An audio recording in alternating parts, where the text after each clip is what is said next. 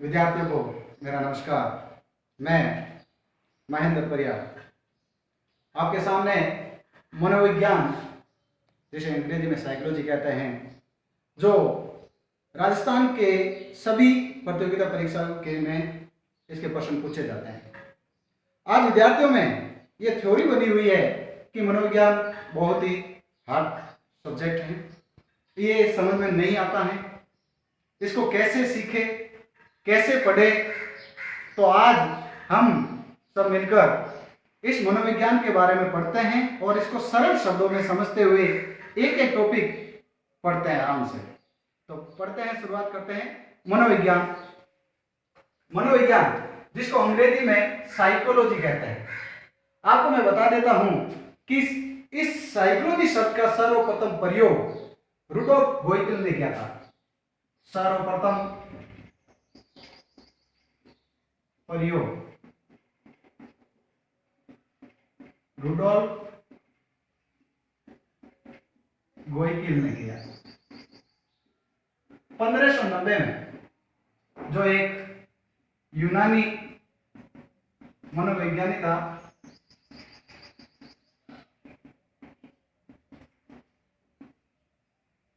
Psychology शब्द का सर्वप्रथम प्रयोग 1590 में रुडोल्फ गोइटिल, जो एक यूनानी मनोवैज्ञानिक था, ने अपनी पुस्तक साइकोलॉजी में किया।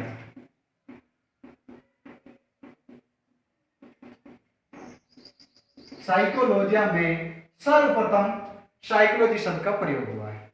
ये साइकोलॉजी शब्द दो शब्दों से मिलकर बना हुआ है। गैरिट के अनुसार हम इसको पढ़ते हैं। गैरिट ने क्या बताया है कि ये साइकोलॉजी शब्द किससे मिलकर बना है। गैरिट के अनुसार साइकोलॉजी शब्द PSYCHE प्लस LOGOS, लोगस, इसको हम साइकी भी कहते हैं और इसको कहते हैं लोगस। गैरिट के अनुसार बताया है कि साइकोलॉजी दो शब्दों से मिलकर बना है, साइकी प्लस लोगस, साइकी लोगस।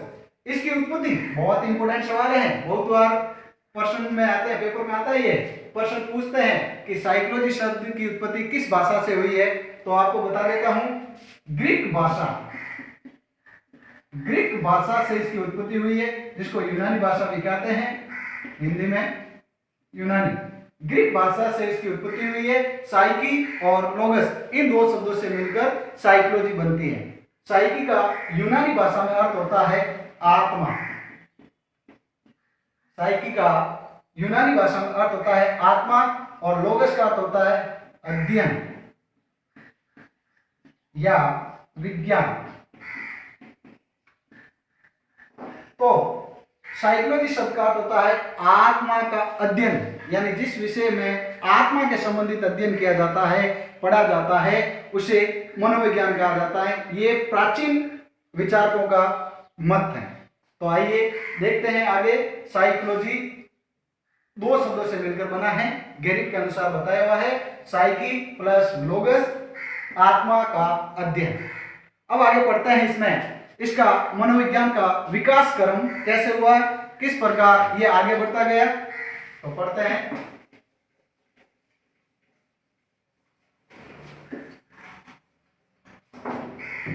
मनोविज्ञान का विकास क्रम।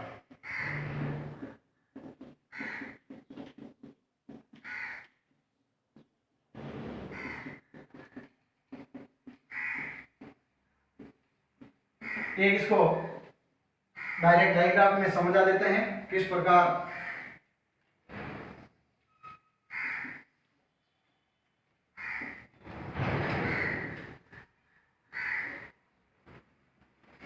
आसानी रहेगी सबके लिए।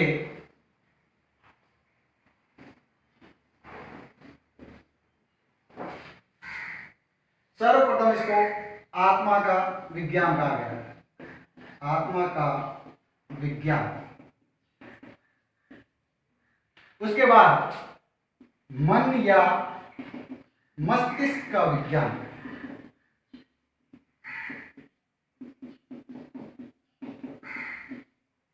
उसके बाद अगले क्रम में इसको मनोविज्ञान को चेतना का विज्ञान कहने लगे। और वर्तमान में व्यवहार का विज्ञान। प्राचीन काल में प्रश्न यह भी पूछा जाता है कि आत्मा का विज्ञान कहने वाले मनोवैज्ञानिक कौन थे, इसके प्रवर्तक कौन कौन थे। तो इनके प्रवर्तक ले लो, अरस्तु जो महान यूनानी दार्शनिक थे, प्लेटो, डेकार्ट, इनकी शताब्दी है 16वीं शताब्दी।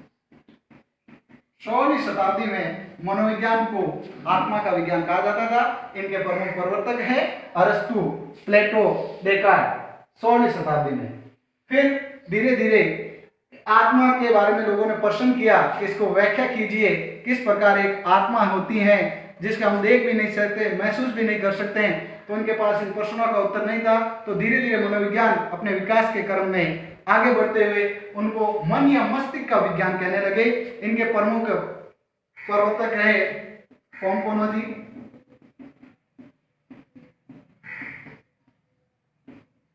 थॉमस रीड, बर्कली इत्यादि। तो मन या मस्तिष्क का विज्ञान में ये आगे बढ़ते हुए इन्होंने भी प्रश्न उठा कि मन और मस्तिष्क को हम नहीं पढ़ पाते हैं, नहीं समझ पाते हैं। तो इनके आगे भी समस्या यही रही। तो मन और मस्तिष्क का विज्ञान भी पूर्ण रूप से अस्तित्व में नहीं रहा। आगे बढ़ते हैं चेतना का विज्ञान। इसके प्रमुख प्रवर्तक रहे विलियम वुंट, विलियम जेम्स,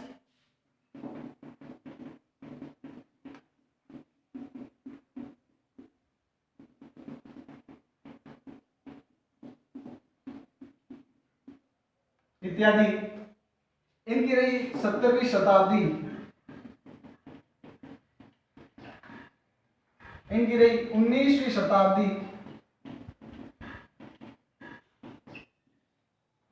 अब जो वर्तमान में व्यवहार का विज्ञान है, इसको अभी सबसे ज्यादा महत्व दिया जाता है और मनोविज्ञान को व्यवहार का विज्ञान माना जाता है। इनके प्रमुख प्रवर्तक है वॉटसन, स्किनर, मैकडूगल इत्यादि बहुत सारे हैं। थोड़े जिनमें से प्रमुख है उनका नाम बता रहा हूं। इनकी वर्तमान में 20वीं शताब्दी से वर्तमान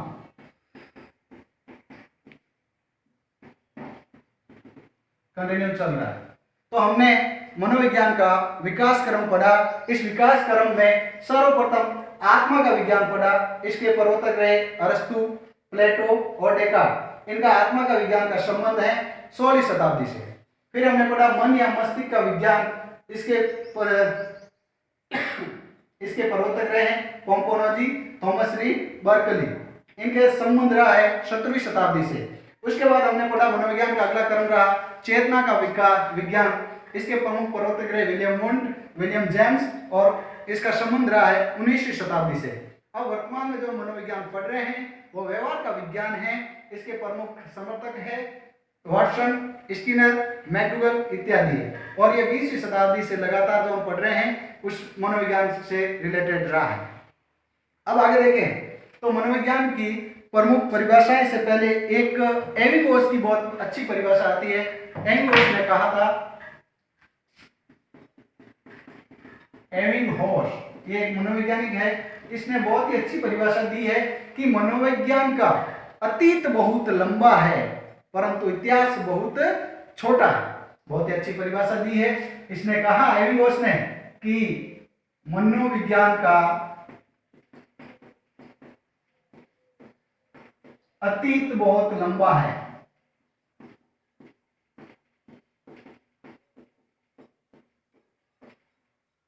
इतिहास बहुत छोटा है। अब आपको बता दिया जाए कि मनोविज्ञान का अतीत 400 ईस्वी पूर्व से प्रारंभ हो जाता है। 400 ईस्वी पूर्व से प्रारंभ हो जाता है और इसका इतिहास कहे तो 16वीं शताब्दी से। तो कहा जाए तो एविंगहोस की परिभाषा सही साबित हो रही है कि कि मनोविज्ञान का अतीत बहुत लंबा है परंतु इतिहास बहुत ही छोटा है, क्योंकि इसका अतीत देखा जाए तो 400 ईस्वी पूर्व है और इसका इतिहास जहां से लिखना शुरू हुआ है वो 16वीं शताब्दी से है। तो अब आगे बढ़ते हैं। मनोविज्ञान की प्रमुख परिभाषाएं जो परीक्षा की दृष्टि से भी महत्वपूर्ण होती हैं, एक बार विद्यार्थी को आराम से देख लें, समझ लें, क्योंकि इसमें से सवाल पूछते हैं कि निम्न में से कौन से प्रवर्तक जो चेतना के विज्ञान के संबंधित नहीं है या फिर व्यवहार के विज्ञान के समर्थक हैं, ऐसे सवाल पूछे जाते हैं।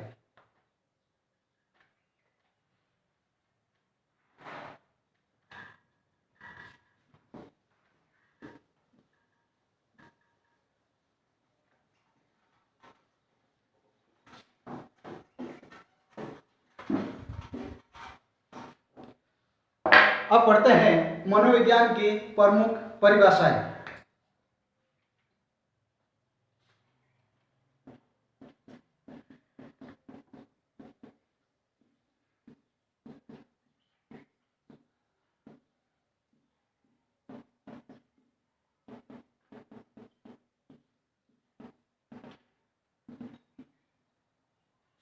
आपको वैसे मालूम ही है कि अक्सर प्रतियोगिता परीक्षा में मनोविज्ञान विषय में एक या दो परिभाषाएं पूछी जाती है कि ये किस मनोवैज्ञानिक की है, किस मनोवैज्ञानिक से संबंधित है या किस से संबंधित है, इस प्रकार के प्रश्न आते हैं। तो मैं सबसे पहले आपको वॉटसन की परिभाषा बताता हूं कि प्रमुख परिभाषा है वॉटसन, जो व्यवहारवाद के जनक कहा जाता है। मनोविज्ञान व्यवहार का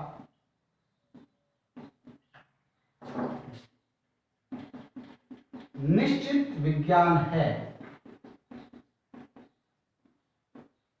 बहुत ही अच्छी परिभाषा है। मनोविज्ञान व्यवहार का निश्चित विज्ञान है। इसके बाद कॉल्सनी की परिभाषा आती है। कॉल्सनी क्या कहता है? मनोविज्ञान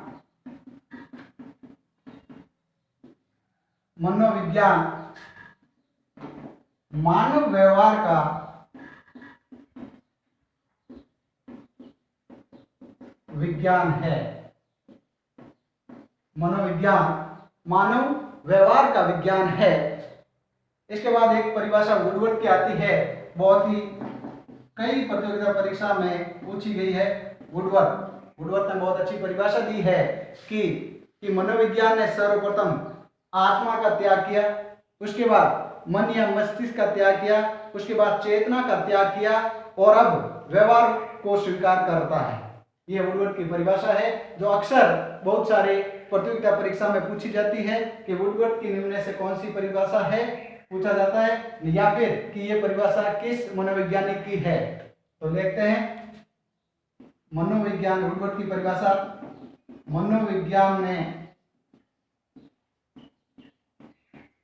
सर्वप्रथम आत्मा का त्याग किया,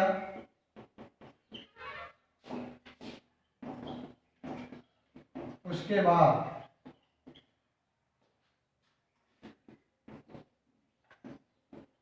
मन या मस्तिष्क का त्याग किया, फिर चेतना का त्याग किया। अब व्यवहार को स्वीकार करता है। ये वुडवर्ड की प्रमुख परिभाषा है।